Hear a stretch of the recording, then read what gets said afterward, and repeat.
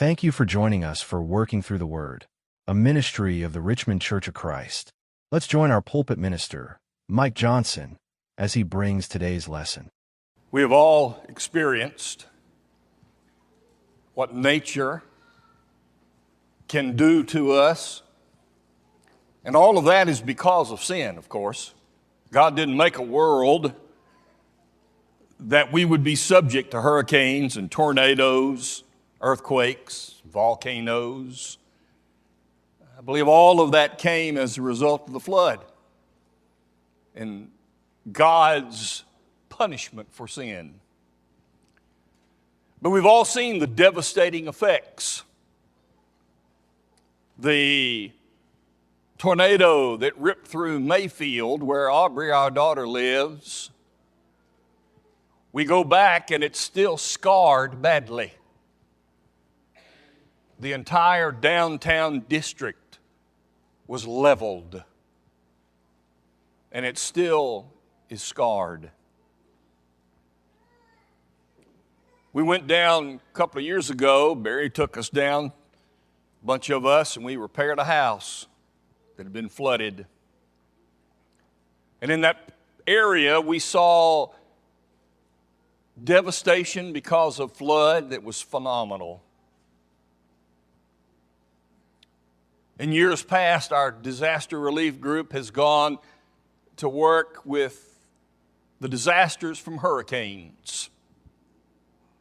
We could think about fires, and we could think about volcanoes and all kinds of forces of nature, and it is powerful.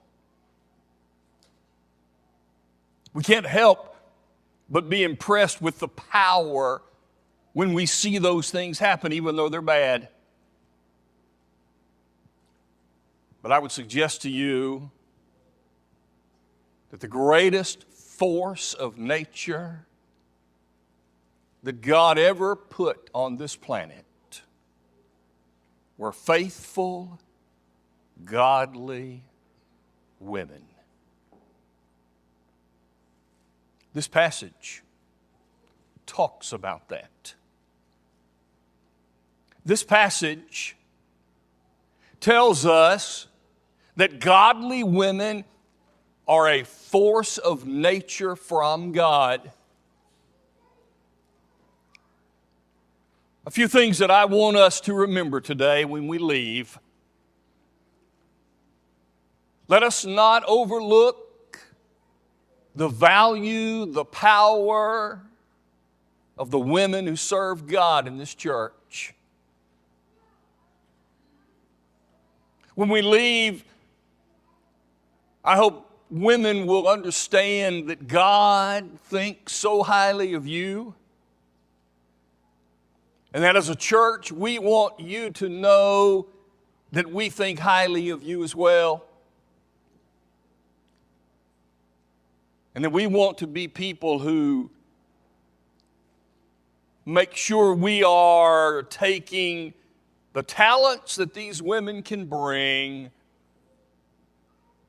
to make our church better. Because after all, the grace of God has provided the church so that we can have relationship and connection to grow ourselves for Him while reaching out to others who need to hear. Think with me for just a few minutes about God's forces of nature. I was asked to speak on this topic recently. They just said, speak on Proverbs 31. Well, I've used the passage many times, but for the first time I looked at verse number 10, and I looked at that word. That word, virtuous. I looked it up in the Hebrew language to find that it is used 230 or so times in the Old Testament. But what was more interesting to me, 179 times That word is used of an army, a conflict, power. And I thought, that's just strange. Until you think, is this God's army? God called Pharaoh's army by this same word. God called Israel his army by this same word. What's going on? I couldn't help but think of Genesis 1 in the creation. Every day God said, it's good. But on the last day when he had created man and woman, he said it is very good. And then I think about Genesis 2, where God breaks down that sixth day to talk about what happened in that creation. And he said these powerful words about Adam. It is not good that man should be alone. I will provide a help that is suitable for him. And then I thought of Proverbs 31:10. Was God saying, I'm giving this earth my army, my virtuous force for the men and their help? One commentator talked about this idea of the army. And he gave 4 ideas that I think well fit what God is saying in Proverbs 31 about the army of God. Any army is a defense. God's army, God's women forces of nature are the defense for a world of immorality, a defense of morality. Now, none of us would ever think that all of the responsibility for morality falls upon women. Men should be that as well. But she's a helper suitable for him. As God's army, ladies, God's women, you are for this world the defense of all that is moral and good.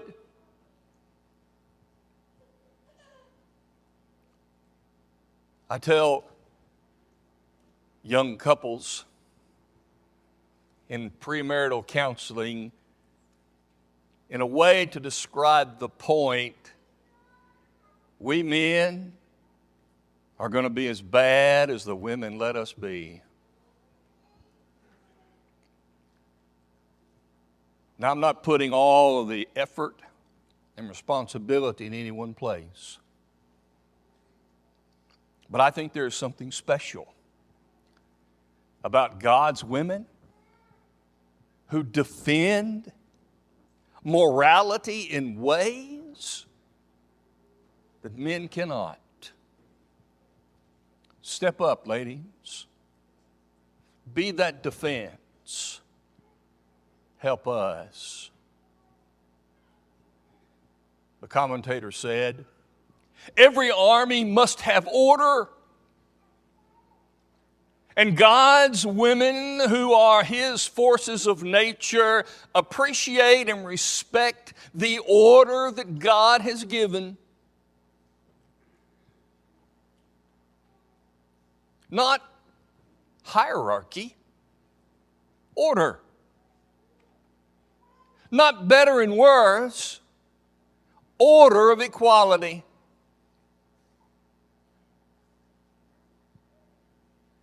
Stand up, ladies, and be proud that you have that special gift from God to be God's woman.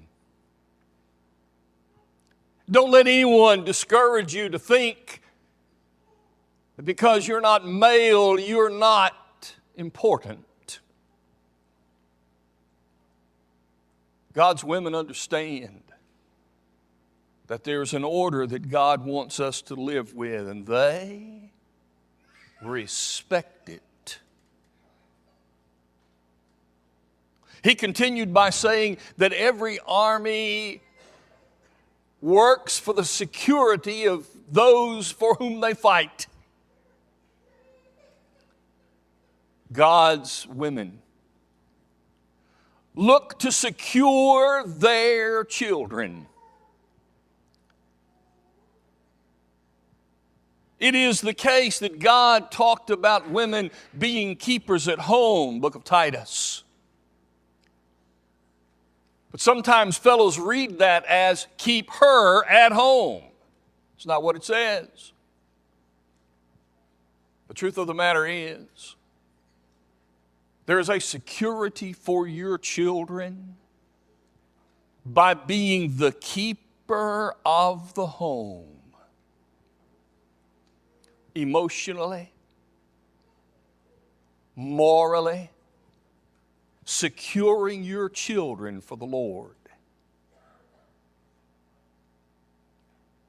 And finally, he said, an army sustains itself to do the work. Godly women will hang in there when things are difficult. Godly women are a force to stay faithful and true their entire lives. It's not, again, one way or the other, but around this room and probably online right now, we could point to women who have stayed faithful in the midst of difficulty. Women who have converted their husbands, teaching them the Lord. Women who in difficult times didn't give up. This text then says, number 2, that the force of nature looks for a man who will add strength to her life, if that's what she chooses.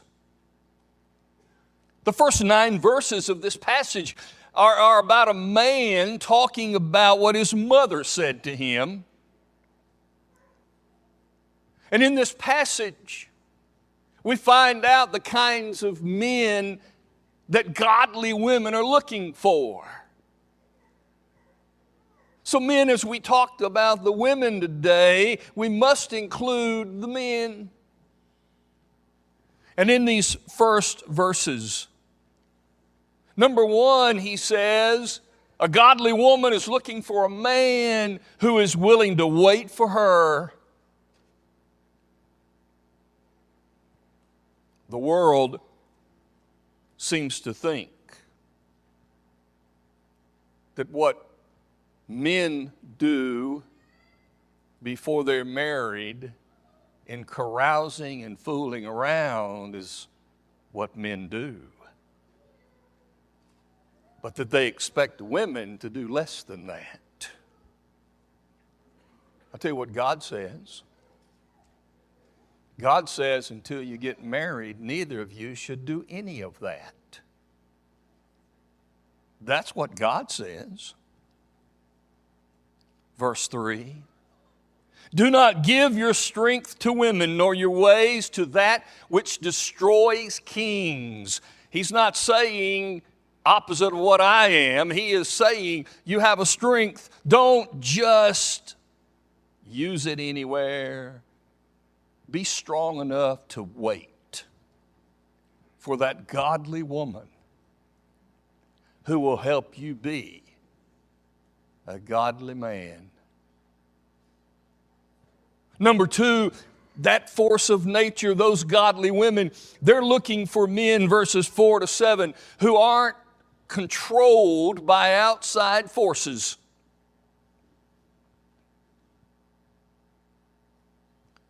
This mother said to her son, don't you be a drunkard.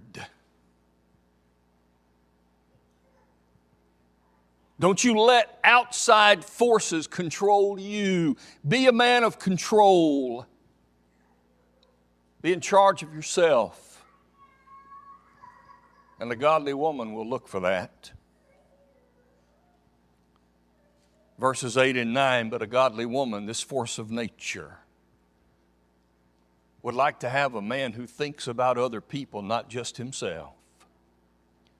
Caring about the weak, caring about the poor, caring about those who are needy. This force of nature, this virtuous woman, wants to be around the man who adds strength to her army. So how does she do it? The text continues now with her from verse 10 to the end of the chapter. And he says to her, here is how these virtuous, strong, godly women, here's how they do it. Number one, they live inside out. It's family first.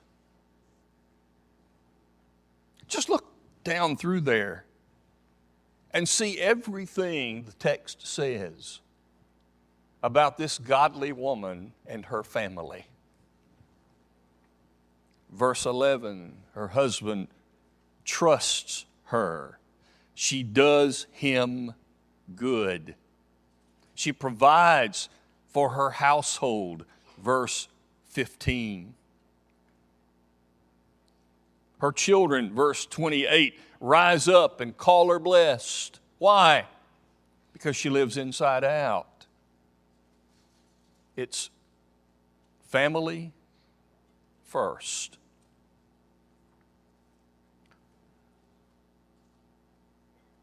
Number two, this is a woman who works her work well. This is a lady who had a job, it appears. She had a business. And it was a multifaceted business. And she did it well. She seeks wool and flax and willingly works with her hands, verse 13. She's like merchant ships who go abroad and bring back all kinds of things. Verse 16, she considered a field, she bought it. And she knows, verse 18, that her merchandise is good. She works her work well. This godly woman, force of nature, verse 20, is concerned about the poor and about those in need. There's something special about how God made women and their nurturing and caring ability. Not that men don't have it or want it, it's just that there's something special about it. She cares about those who are in need. And together they are a force of nature to help those in need. We've seen that so many times. in this congregation.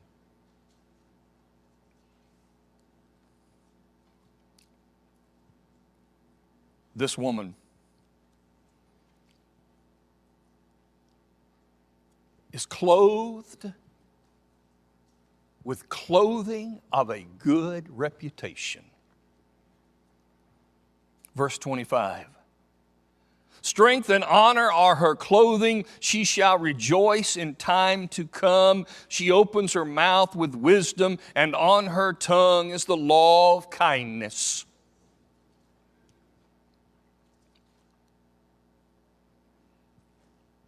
I see so many advertisements of television programs of women who are acting in such crazy and degraded ways. I've never seen any of them, but I've seen the ads for the various housewives of wherever, all those different places. Haven't seen any programs about the husbands of so-and-so. There's not any drama there, apparently. But those women can create it. What's going on? Are those women that are valuing themselves with a good reputation? I want to make one statement that I've made before. Again, it's not about saying one has more responsibility than the other. I'm just talking to women today from this passage. Let me give you a fact. If all women valued themselves the way God does, there would be no sexual immorality, no pornography. Because women value themselves and won't put up with it.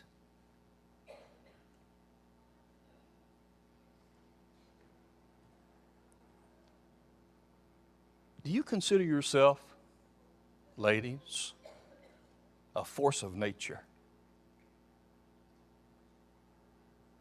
Do you see yourself as God's army? That's what God thinks of you. Through the life of this one woman in Proverbs 31. Let us, as a church, harness that power for this work and our time. And ladies, be the force that God wants you to be. Call the rest of us to add our strength to yours and to be the people God wants all of us to be.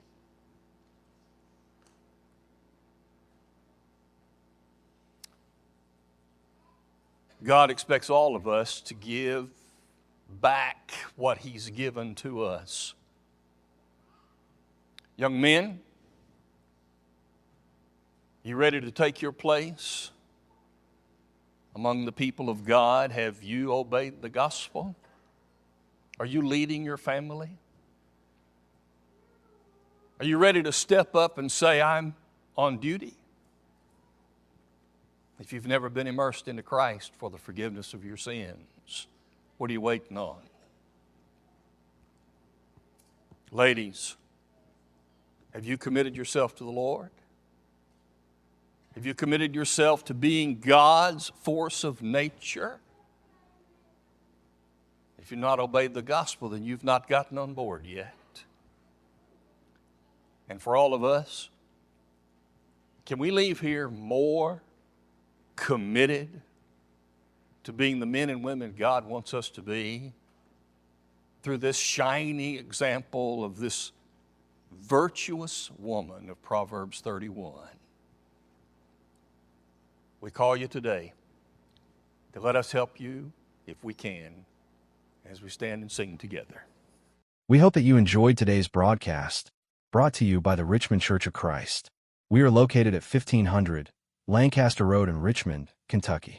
We meet at 9 a.m. each Sunday morning for Bible class, followed by our morning worship service held at 10 a.m.